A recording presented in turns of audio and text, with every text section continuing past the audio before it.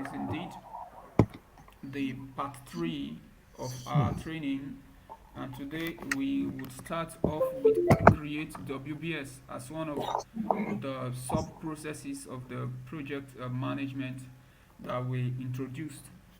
We talked about the 5 process groups, which includes the initiating process, the planning and the executing process, and monitoring and controlling, then closing. And under the planning, we started off talking about um, how we would be able to gather requirements and turn those requirements into scope. Now we want to talk about the create WBS. Now, having been given the scope statement, we are expected to subdivide the scope into smaller and more manageable packages, and this is where we are right now. And this, it entails that we have to subdivide it, we have to decompose the scope into bits and pieces that we can understand better. Now, when we talk about create WBS, it's indeed essential to the success of our project because it enables us to see things clearly, and with it we will be able to define responsibilities to team members. And from this perspective, we can also define what is required as regards communication and the communication tools that are required to disseminate the needed information. And under this area, the the team can be well managed. If the team cannot understand their roles and their responsibilities, you know that little training would be needed in certain areas. So that is how it is.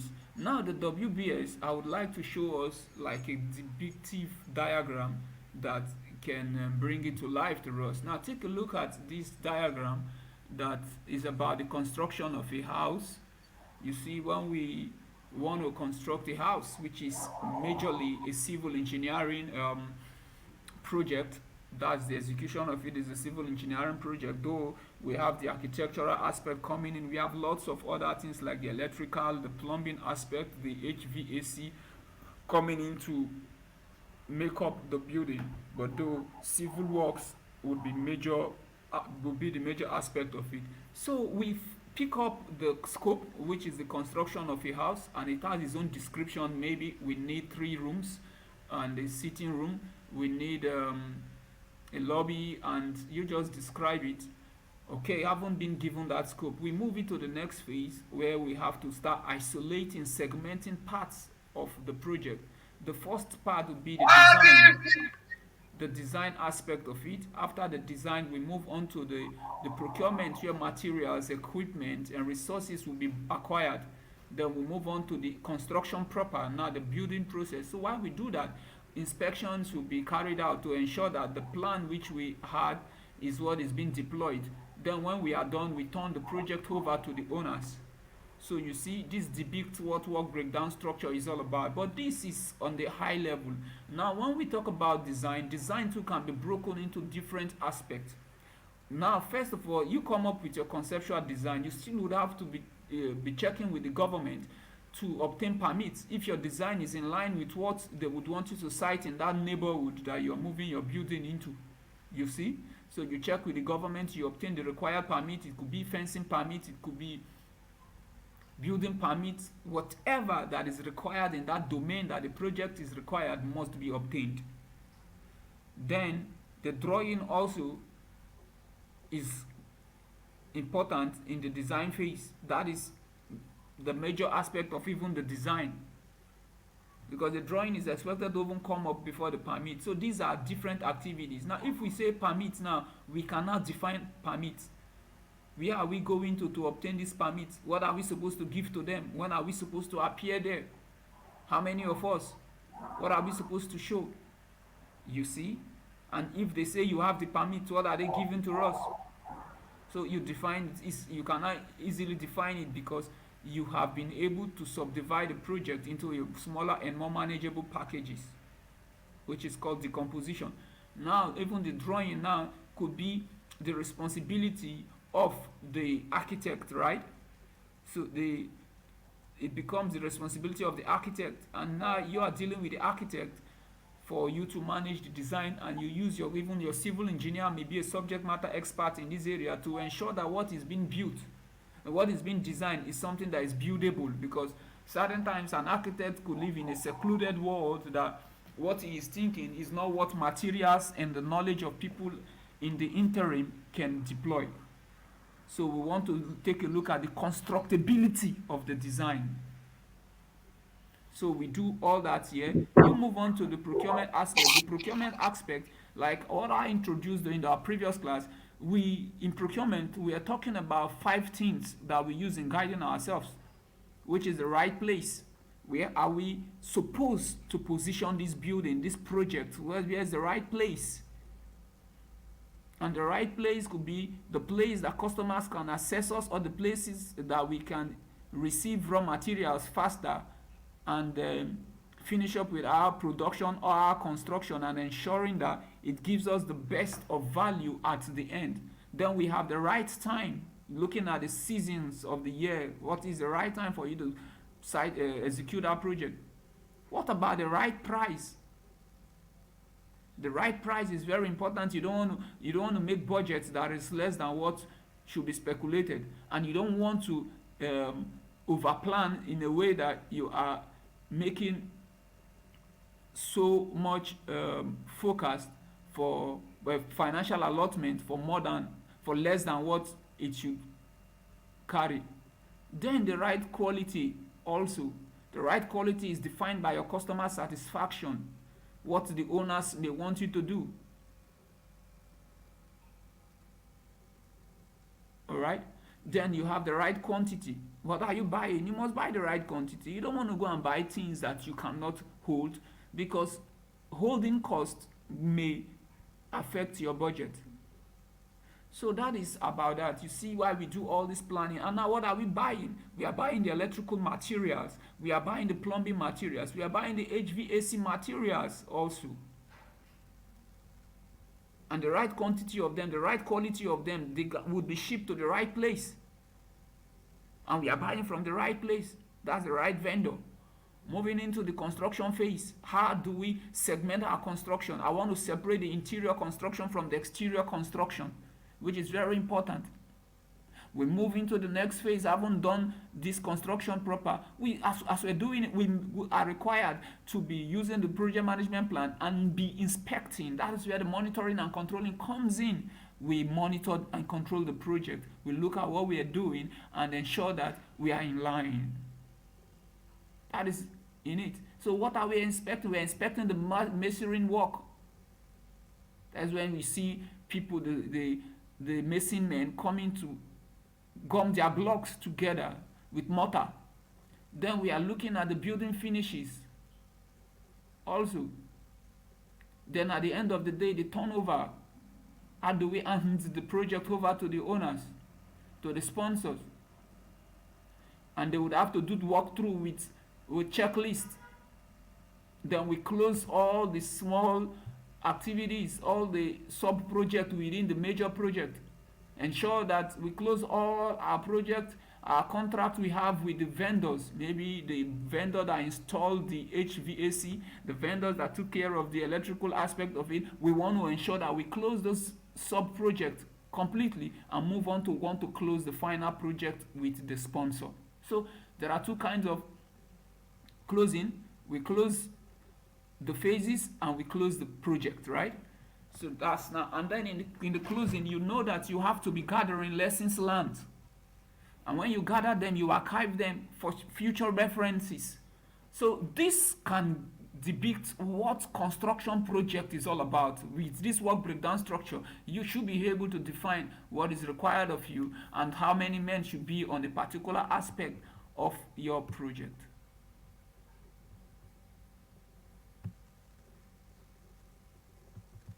Yeah. Okay. Now, this is a work breakdown structure in a way, but from the control perspective, how the job would be managed, how the financial aspect would be managed. You see from the project management area, maybe you've given it the name construction of a house. You see you have 3 control accounts. Now this control accounts takes care of the finances of all these work packages. Now these work packages are group of related activities. You have them, and now you group them into the control account. And so from this perspective, the whoever that is in charge of finances within this area can easily control cost from this and move on to the next place. So that is that. Let's okay. Now we have phone system upgrade. Now, for instance, these are examples that we must work with. This is like a phone system upgrade in our organization. Our responsibility is to ensure that we do better. We come up with an improvised version of our gadgets so our customers can be more satisfied. So what are the things for us to do in a high level? We have to collect requirement. Now we are engaging the users, the end users. What do they want us to do? What challenges have they been facing? We gather that. We move on to select the phone system. What system is appropriate?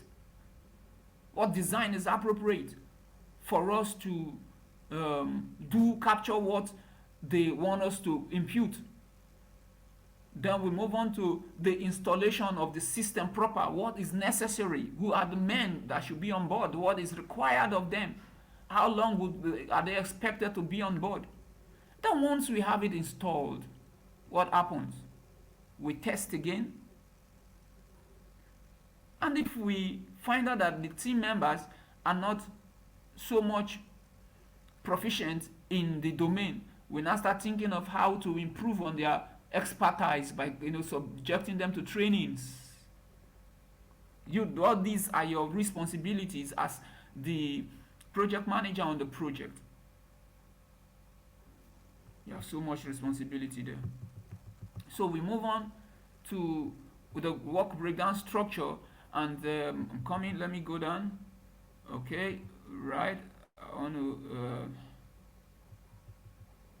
to show you something. I want to ensure that my slide captures it very well. Okay, all right, let's go up. Let's move on and now start talking about certain other things that we must be conversant with. Okay, now there is what is called the work breakdown structure dictionary.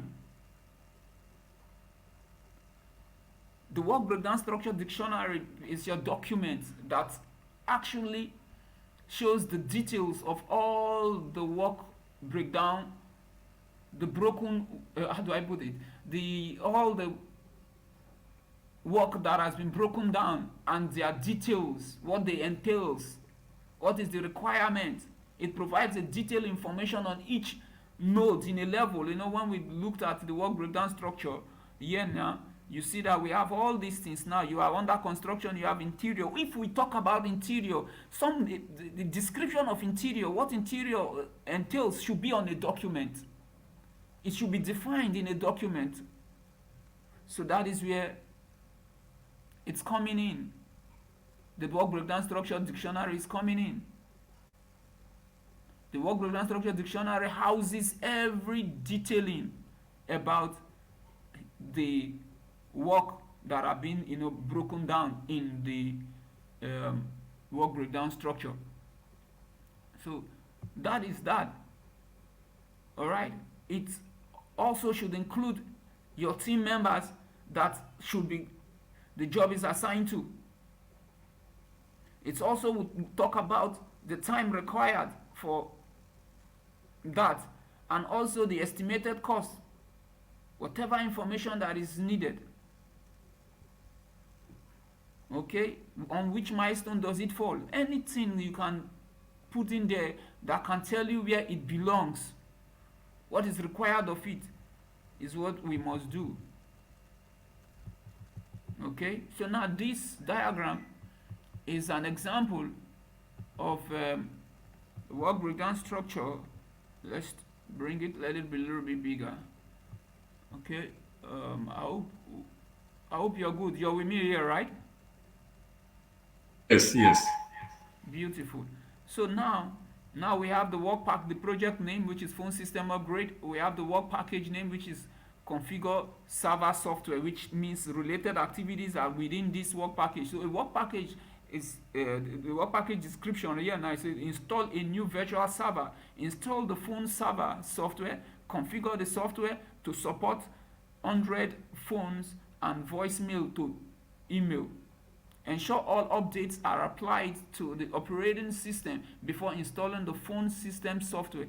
Can you see that? So all these are related activities under this work package. And is assigned to Bob Peters. And it's going to take him 5 days. Assigning to him does not mean that he's the one that will use his hands to do things. He is a responsible person. He's in charge. He's the one that will have to report it.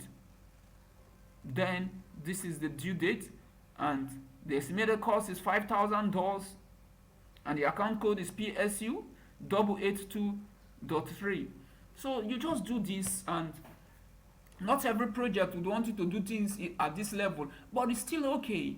The better you can plan your project, the more advantageous you would be while you carry out your project activities. All right. Okay. Life is beautiful. Okay, now the next one, I haven't done the work breakdown structure. We now move into the next phase of the plan schedule management. Plan schedule management. Now, plan schedule management is a time management process. As we say, schedule is time management process. So establishing the policies in this place, as we're talking about plan schedule management, we want to establish the policies, okay?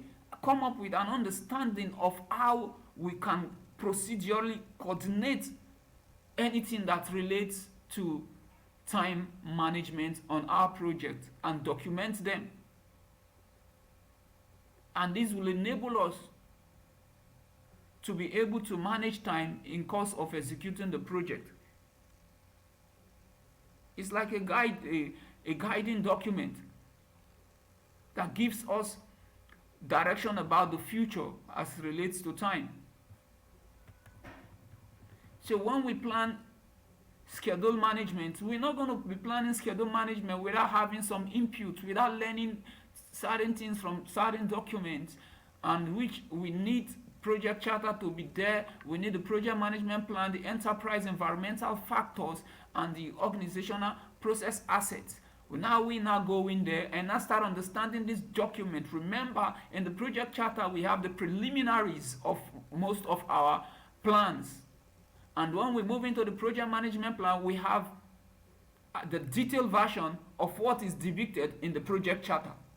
So we have to move from the project charter to ensure that something is not missing that could have been captured.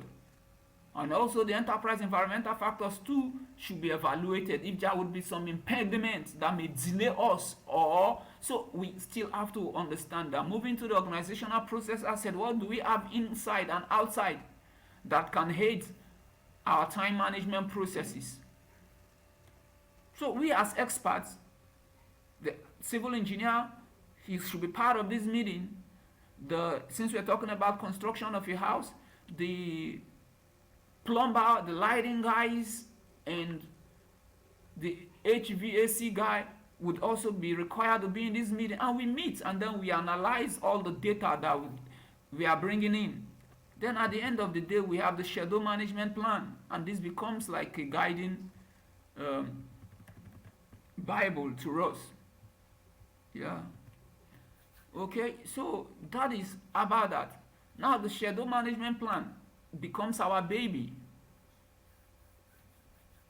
Okay, so the schedule management plan is our guide, like we say. But now there are other things you need to see in the schedule management plan. The level of accuracy. If you say 50 minutes, what do you mean by 50 minutes? 50 minutes could be give and take 2 minutes, which means 48 minutes is still 50 minutes. 52 minutes is still what? 50 minutes. So you define your level of accuracy, your rules of performance measurement. Your rules of performance measurement could be after every 10 days you are expected to evaluate what we have done. Or 2 days, or every day we report. And we go over it every day before we start the project. Then the reporting formats too could have been selected under this area. And how do you do your release and iteration? This is typically for Agile project. The variables, the deliverables created, how do you release them? How do you go over them? What is your project schedule? Model development. Here now, the software should be adopted. What software are we using? Are we using Excel? Are we using Primavera or MS Project? Now that you have it, you move on to this other phase that is called the define activities. Defining activities. Remember, the work breakdown structure was cascaded into the smaller and more manageable level. Those are called the activities. In the United Kingdom, it's called the task. So it's either you're bringing in the task or the activities. Now you have these activities, you want to define the activities meticulously. That means the definition of the activities is you coming up with knowledge of what specifically would be required for you to perform those activities and produce the project deliverables.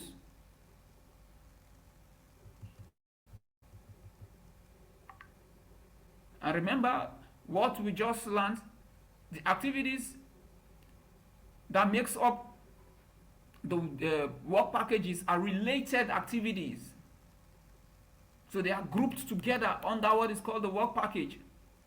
And this provides, in this area now, the activity provides a basis for estimating this. With this level, you can come up with your activity duration and how the execution would be done and how you can, control it.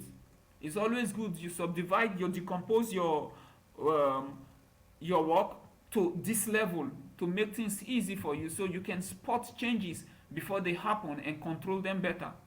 It helps you to make the right forecast. It helps you to make the right estimate. So in defining activities, what do we need? We need the project management plan. Remember, the project management plan has all the sub plans. It has the work breakdown structure in it. So that's where we go fetch the work breakdown structure. And when we're fetching the work breakdown structure, we need to come up with the work breakdown structure dictionary, so we can have good understanding of what is in there. All right? Then what becomes your output? One, your activity list. Your activity list can tell you all the created activities. But now you would agree with me that it's not always in planning that you can define the end matter or the end state of your work. For those, we do what is called the rolling wave planning. It's a form of progressive elaboration. Progressive elaboration is like my own car headlamp principle. It means that we may not be able to see Lagos from Port Harcourt at midnight when we set out to want to travel to Lagos. But we are sure of seeing 50 meters away from our car because our car headlamp can travel as far as 50 meters. But we know if we can drive the first 50 meters, we will see the next 50 meters. And if we keep going on believing in planning and the navigating around the 50 meters which we could see, we can get to Lagos. So that is about progressive elaboration, and this is what I call technical headlamp principle. It's a rolling wave planning. So we move on, adapting to things. As we move on, things becomes clearer and better. Management becomes easier. So this is how we plan for long-term work packages, because it could be difficult for us to define them in the interim. Yeah. So we go back and front, revisiting them as the project commences. Can you see this work package? This work package here now is for us to configure network components. And in the network components, what are the activities we have there? We have 5 activities. The first one is configure routers, configure switches, configure firewalls. These are security walls. Configure access points and configure IDs. So life is beautiful. So at the end of this defining of the activities, what are we going to get? What are our outputs? What are the babies? Activity list is one. The work package becomes one. And then we now have what area that we will be focusing on as regards schedule.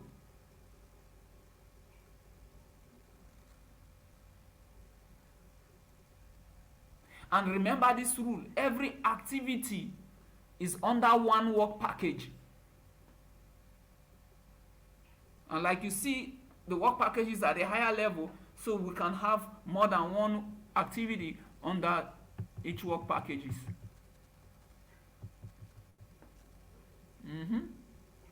Another output, our milestone list is another output. What is your milestone? Here now you come up with key dates and time that you think would be right for certain aspect of your project to be marked as accomplishment. They don't have durations. Milestone does not have durations because you manually can impose a milestone. Though some milestones can be mandatory, while some discretional, which are the optional ones. While some are contractual, the contractual ones are like what your sponsors have said. At so and so time, you could have done this. And when you have done this, so and so amount would be given to you.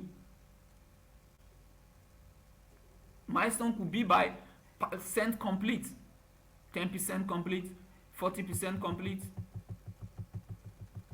Oh, now that you define your activities and now you can now understand the activities, we have to sequence them from cradle to cradle. And in this process, we want to analyze their relationship. What comes before what and what comes after what. And this is where the precedency diagramming method would have to come in.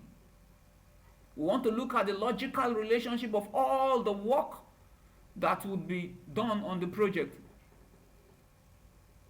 And here now we were looking at the constraints for us to navigate better. And what becomes our input? The activity list should be our input because that's where all the activities are cascaded in and defined. Okay? We use softwares to get this done sometimes, but we still do them ourselves. The Primavera can do them for us, but the Primavera cannot do it by itself without us imputing what should be there.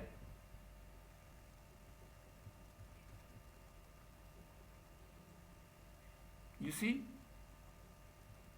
So, right, I told you that the activity list is one of our input. Under this project document and the project management plan, your work breakdown structure is found under your project management plan. Your activity list is within this area. And you may still want to check the work breakdown structure dictionary to ensure that nothing is missed. Enterprise environmental factors, you must be in touch with reality. And the tools and techniques are the precedency diagramming method, like I told you, the dependency, determination, and integration. We have what is called the leads, and we have what is called the lags. I will explain them. Then the project management information system is like the Primavera, which we talked about. If it's Excel we are using, we use Excel. If it is MS Project, we use it, or something else. Then our outputs are, what are the documents we want to create? We want to create a project schedule network diagrams.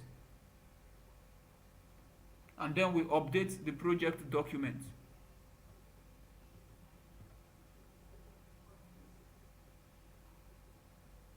Okay. So, sequencing activities too. The PDM, which is the presidency diagrammatic method, is like a graph that represents all work that is needed to be performed on the project. But now it has a flow. How the work ties into one another, how these activities are related. Can you see that? Activity A comes before activity B comes before activity C and D.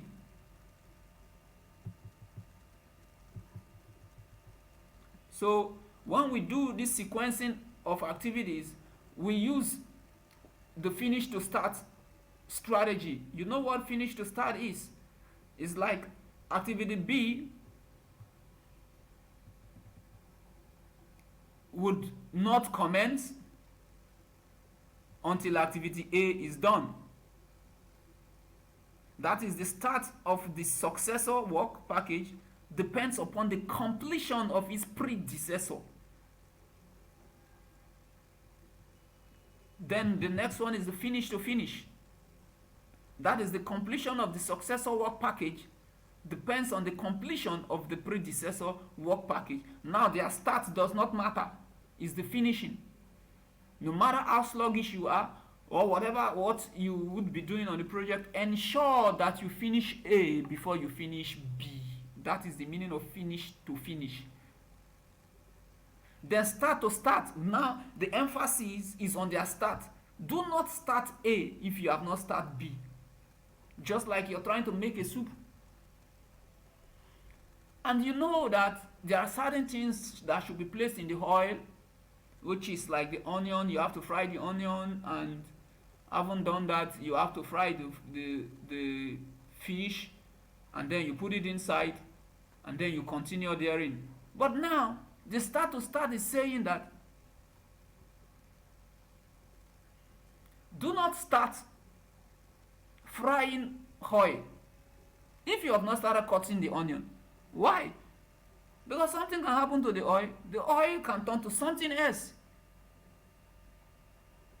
and you may not achieve your required satisfaction at the end of the day. So you always want to chop the onion at least to a level. So do not put the oil, start frying the oil if you have not started chopping the onion. So that's like that. You can say that's that. Anyhow, you relate it in this area. So we have the start to finish.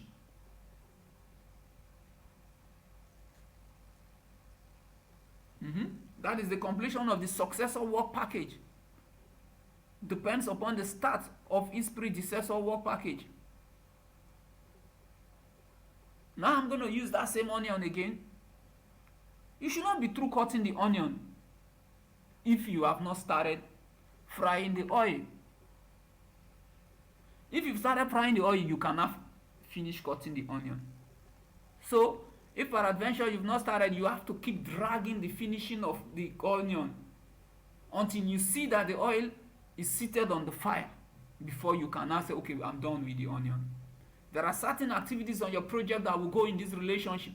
That is where your expertise would come in, to know what should have finished to start relationship and what should have finished to finish relationship, and what should be on start to start or start to finish.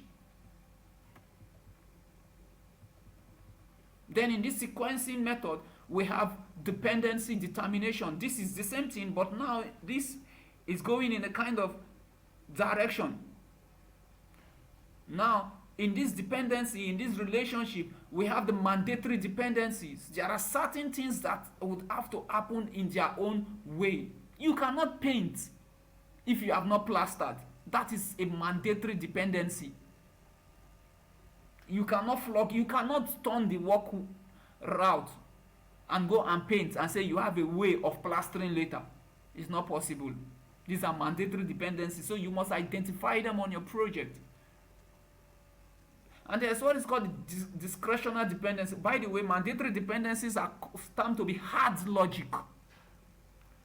Then the discretionary dependencies are soft logic. This is based on your expertise as a project manager. You leverage on your expertise to want to organize the work in the way they can serve you and your team better, where you can optimize time and money.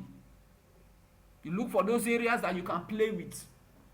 And the areas you cannot play with becomes what? Mandatory. And then we have the external dependencies. The external dependencies are like things that are outside your control. That is to say that their relationship is between project activities and non-project activities. Like the rain. It's not part of your work, but you want to consider it in your construction. There's certain casting you would want to do during the dry season.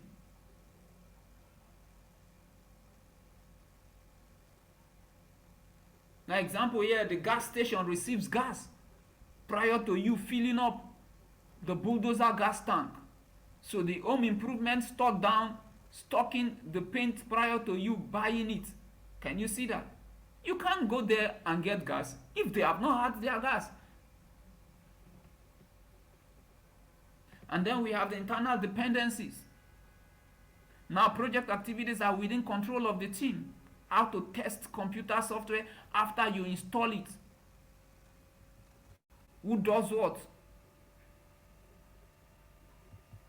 So you consider all this to know what you must do. Okay? Now we have leads and lags. And these things are things you must factor as you plan as you sequence your activity. Now the management team during the planning of activities will determine the order of work packages upon completion. During this phase of this process, work packages, leads and lags must be processed. Now what is lead? Is the amount of time a successor activity can be advanced with respect to a predecessor activity. I will explain. A lag directs the delay in the successor work package or activity. A delay in the successor. When there is lag, which means there is a space between A and B. Let me show you an example. Let's use a diagram so we can understand it better. And after this area, we will call it leads and lags. Let me put float also, so we will not be floating around.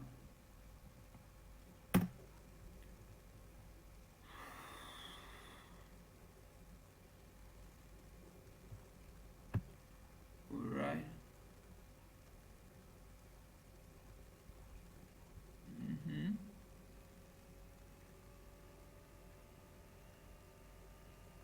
Let me look for the one that can explain it better to you. Okay, let me take a look at this.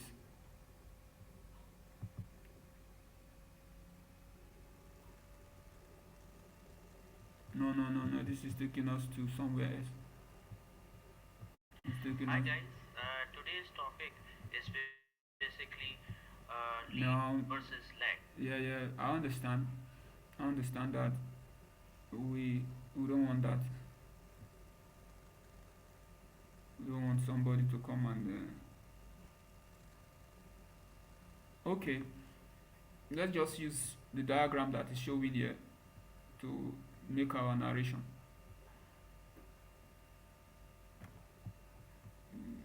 I think I have something for it. Let me get it out.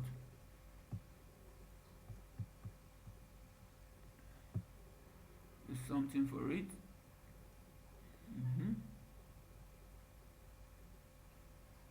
Right.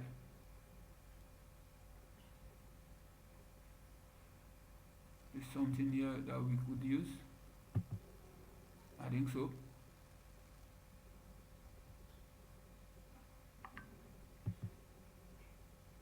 Let's check here. It is here. Okay, it's not there. So let's quickly go back to get an image. An image should be able to. Okay, let me use this.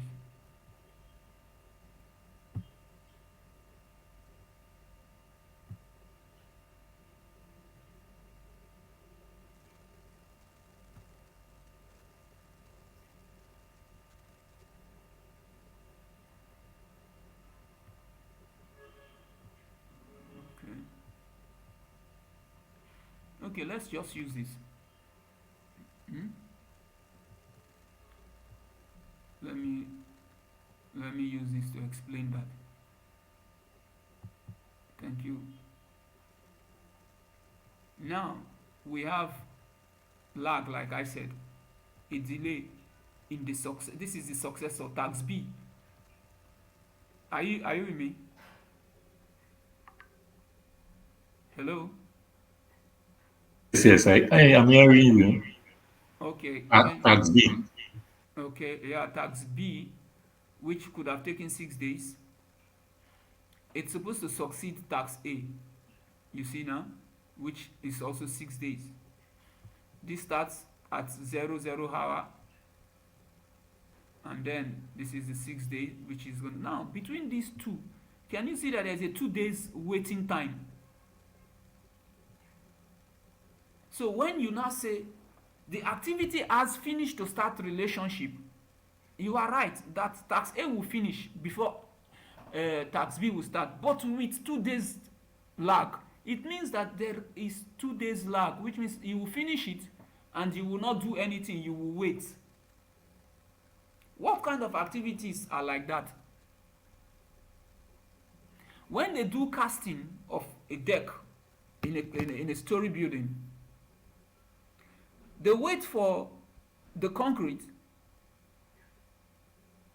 to cure for some days. Some will say 2 weeks, some will say 21 days, right? Before you now place load on it. Have you experienced that? Have you heard of that? Yes, yes, yes, yes. So those 21 days, like 14 days, they are lags between casting to a placement of the decking to laying of blocks on top of it has 2 days or 21 days or 14 days lag. So which means you're not going to be working with 6 plus 6 alone. You're working with 6 plus 6 plus 14. But here now we see 2 days. So that's how the lag is now this waiting time. Can that be understood? Yeah. Then we have the lead. You see the lead? There is a kind of finish to start relationship. You have to finish tax A before you start tax B. But it's saying that it's a finish to start relationship with a lead of how many days given to us? A lead of 4 days, of 2 days. Which means if 2 days is left for you to finish tax A, you can now start tax B.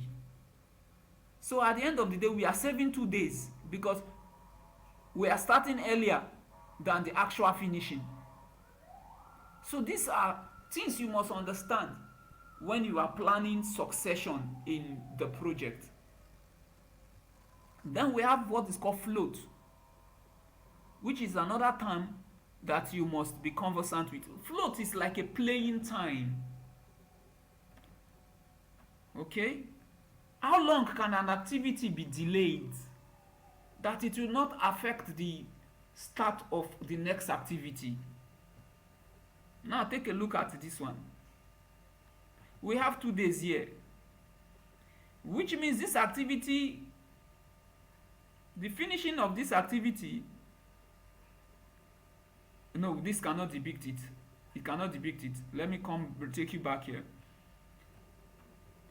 If we can delay an activity for 2 days and it will not affect the start of the next activity, it has 2 days float.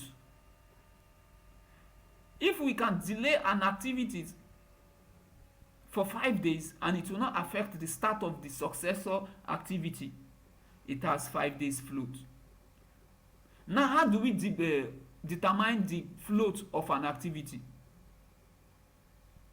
Every activity has what is called late start and early start, and also late finish and early finish. For instance, the school authority had given the lecturer 15 minutes grace to start his class. 8 o'clock is the appropriate time. But up until 8:15, he is still not late. He will not be penalized. You can see that his early start could be 8 o'clock and his late start could be 8:15. So that 15 minutes is what is called float. So if he starts early, which means he will finish 15 minutes earlier. So that is to say that he has late finish and early finish too. If his class could have lasted for 2 hours.